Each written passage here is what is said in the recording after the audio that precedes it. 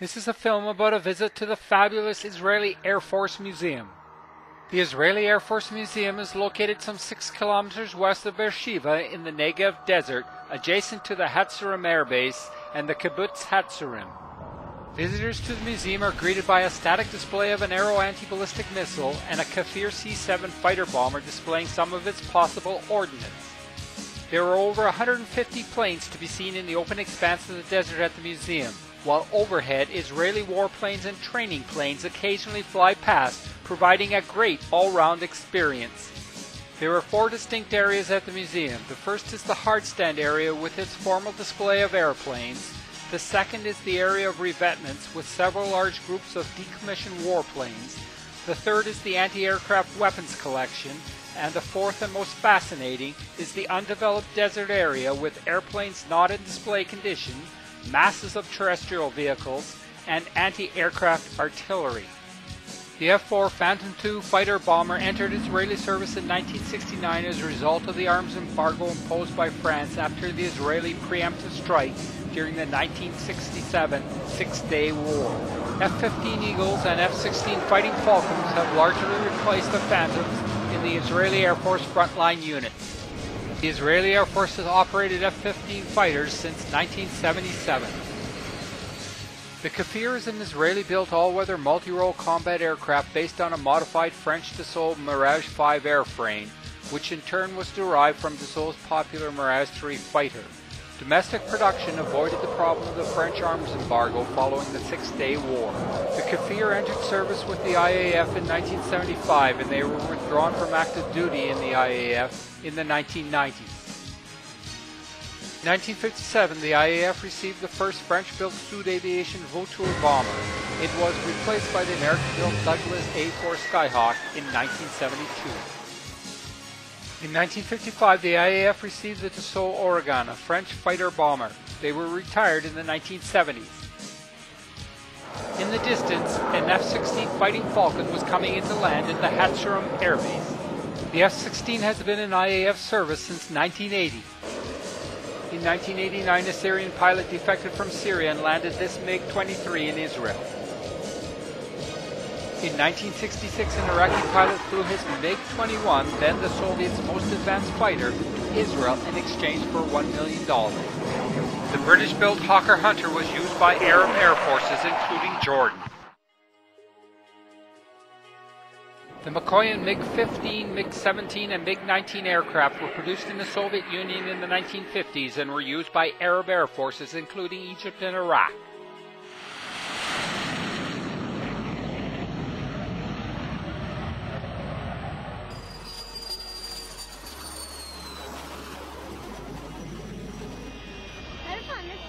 Israel was the largest export customer for the A-4 Skyhawks, and in the late 1960s and 1970s, the Israeli Air Force Skyhawks were the primary ground attack aircraft in the War of Attrition and the Yom Kippur War.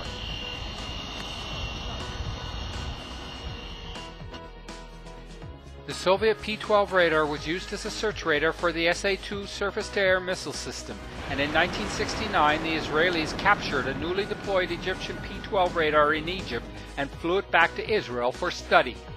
The Arabs also used Soviet self-propelled anti-aircraft guns.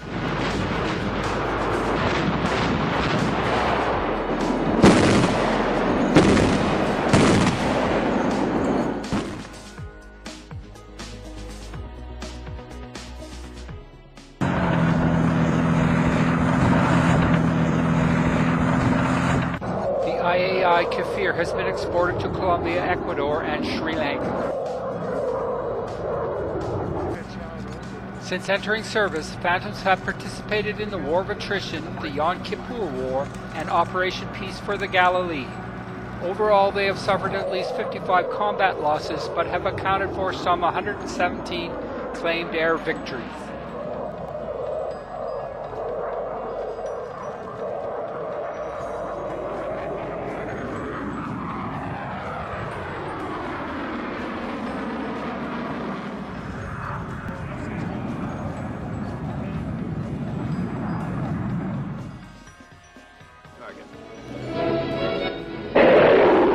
The Mi-24 is a large helicopter gunship that has been in production in Russia since 1972. It has been used in conflicts in the Middle East, including most recently by Russian forces in Syria.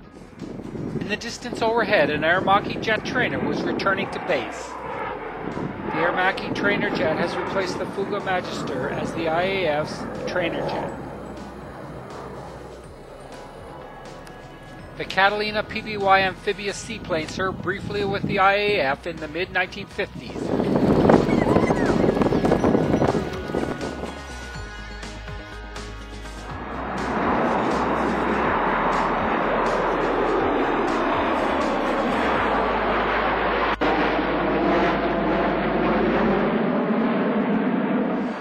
Several Vulcan air defense systems were forlornly pointing skyward. While out in the desert area of the museum, a giant Sikorsky CH-53 Sea Stallion helicopter flew overhead towards the Hatzerim Air Force Base.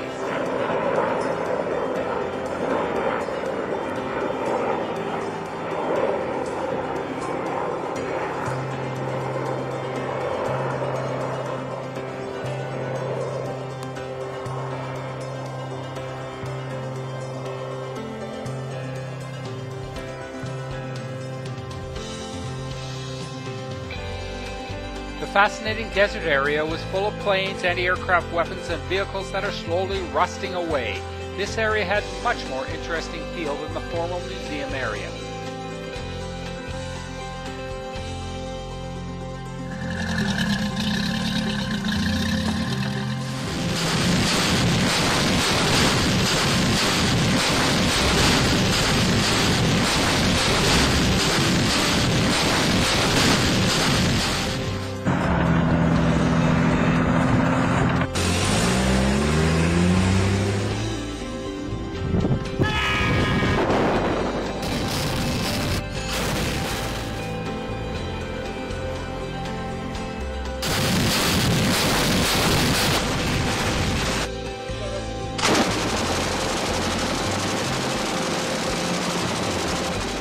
Noratlas served with the IAF from 1956 until 1978. They were primarily used for cargo and paratroop transport.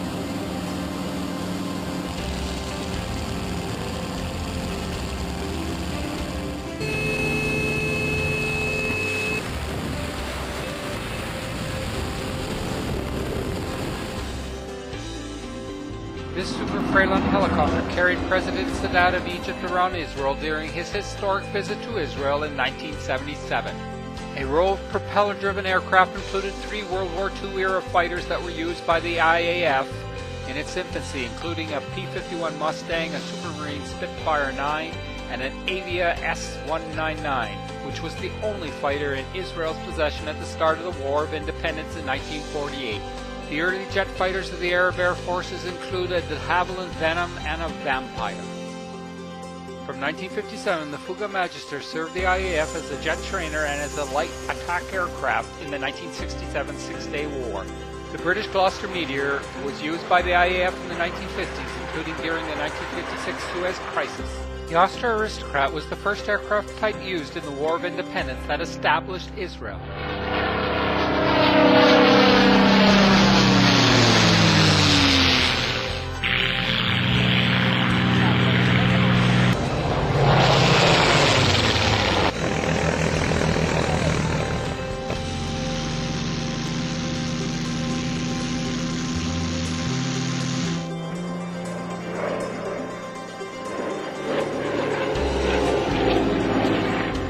A visit to the Israeli Air Force Museum is a great experience for people who enjoy seeing aircraft.